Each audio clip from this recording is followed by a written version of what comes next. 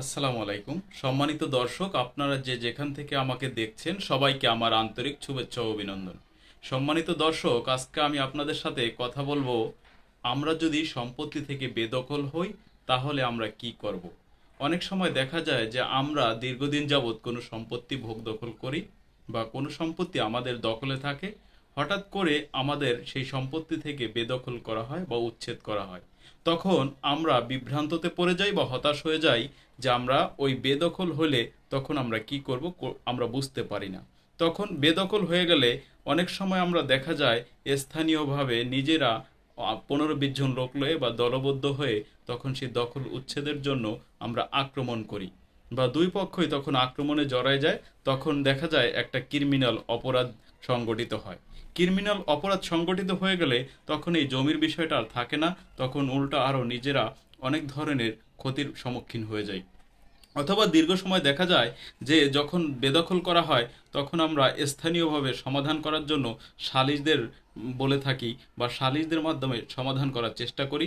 সালিসদের মাধ্যমে সমাধানের ক্ষেত্রে অনেক সময় দুইটা রেজাল্ট খুঁজে পাওয়া যায়, একটা পজিটিভ একটা নেগেটিভ, দুইটাই পাওয়া যায়। তবে অধিকাংশ ক্ষেত্রে দেখা যায় যে বেদখল হলে বা এই সালিশ বর্গরা অনেক সময় সেই বিষয়গুলোকে দীর্ঘ সময় জিয়ে রাখে এবং এটার সমাধান হয় না, অথবা সমাধানের ক্ষেত্রে যারা উচ্ছেদ হন তারা অনেক বিভ্রান্তিতে পড়ে যান এবং সঠিক সমাধান পান না। অনেক সময় বেদখল হওয়ার পরে তখন হতাশ হয়ে অনেকে কি করেন, থানায় জিডি করেন। থানায় জিডি করলে মনে করেন যে না, আমরা এটার জন্য সমাধান পাবো। দেখা যায় জিডি করলে অনেক সময় সমাধান পাওয়া যায়, সেই সমাধানটা স্থায়ী হয় না। তখন আবার সেটার একটা আশঙ্কা থাকে বা যে ক্ষমতা খাটাইতে পারে বা যে জোরপূর্বক ক্ষমতা প্রভাব করতে পারে সে তখন ওই সম্পত্তি আবার দখলে নিয়ে যায়। তাই আমরা দেখা যায় যে এইভাবে সম্পূর্ণ সমাধান না আসাতে আমরা বেদখল হলে আমরা কি করব। আমাদের বেদখল হলে আমাদের করণীয় হলো আমরা কোর্টের শরণাপন্ন হব এবং কোর্টে মামলা দায়ের করব। আমাদের একটা আইন রয়েছে, সুনির্দিষ্ট প্রতিকার আইন 1877 সালের। সুনির্দিষ্ট প্রতিকার আইন 1877 সালের 9 ধারা 9 ধারা নামে একটা ধারা রয়েছে। ওই ধারাটাই বলা হয়েছে যদি কেউ বেদখল হয় তাহলে এই বেদখল হলে তার দখল পুনরুদ্ধারের ব্যবস্থা করে দেওয়া হয়েছে ওই 9 ধারায়। তাহলে আমাদের 1877 সালের সুনির্দিষ্ট প্রতিকার আইনের 9 ধারায় মামলা করতে হবে এবং মামলা করলে আমাদের যে বিষয়গুলো অবশ্যই বিবেচনায় রাখতে হবে বা যে বিষয়গুলো আমাদের প্রমাণ করতে হবে। যদি কেউ বেদখলের জন্য মামলা দায়ের করে তাহলে তাকে 5টি বিষয় প্রমাণ করতে হবে। প্রথমে তাকে প্রমাণ করতে হবে যে তিনি ওই সম্পত্তিতে তার দখল ছিল।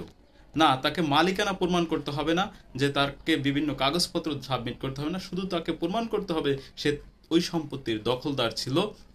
দ্বিতীয় নম্বরে তাকে প্রমাণ করতে হবে যে তাকে ওই সম্পত্তি থেকে বেদখল করা হয়েছে। তৃতীয় নম্বরে তাকে প্রমাণ করতে হবে যে তাকে যে বেদখল করা হয়েছে সেটা বেআইনিভাবে করা হয়েছে, তাকে আইনগতভাবে করা হয়নি বা তাকে কোনো নোটিশ দেওয়া হয়নি, বেআইনিভাবে করা হয়েছে। 4 নম্বরে এই তাকে যে বেদখল করা হয়েছে সেই বেদখল হওয়ার দিন থেকে শুরু করে তাকে 6 মাসের মধ্যে মামলা দায়ের করতে হবে।